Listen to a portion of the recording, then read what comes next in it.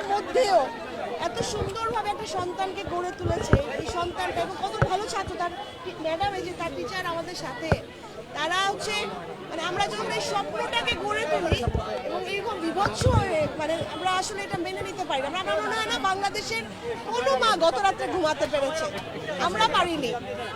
আমরা সর্বোচ্চ কঠোর শাস্তি চাই এখানে, এবং এটা আমি জানি আমাদের আইনমন্ত্রী অলরেডি বলেছেন, প্রধানমন্ত্রীর পক্ষ থেকেও এটা বলা হচ্ছে যে এইখানে দৃষ্টান্তমূলক শাস্তি হবে। প্রশাসন যারা এসছেন এখানে তারাও নিশ্চিত করে গেছেন, এবং এত বড় নৃশংস ঘটনা যেন বাংলাদেশে আর না হয়। স্বাভাবিকভাবে যেন প্রত্যেকটা সমাজে আসলে সচেতনতার দরকার।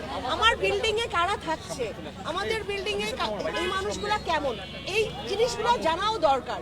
যেখানে যে গ্যারেজে কাজ করে, এই গ্যারেজটাতে আসলে কি কাজ করতো, এই জিনিসগুলো ওনাদের পক্ষ থেকে, যে বাবা মার পক্ষ থেকে সবকিছু আসলে যেন আমরা বৃত্তান্তটা বের করতে পারি, এটাই তাদের দাবি। তাদের পাশে আমরা সর্বাত্মক থাকবো। প্রত্যেকটা শিশুর নিরাপত্তা নিশ্চিত করাই কিন্তু আমাদের নতুন বাংলাদেশের জন্য আমরা চাই।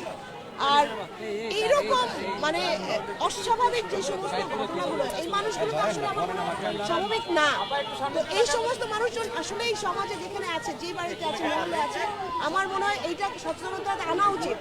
এই একটা ঘটনাগুলো আর কখনো অ্যাকসেপ্ট করা যাবে না। আসলে আমাদের পক্ষ থেকে এটাই, কঠোর শাস্তি নিশ্চিত করতে হবে এরকম বাবা মা, আমাদের মতো যারা বাবা আছে তাদের জন্য। জি, ধন্যবাদ ভাই।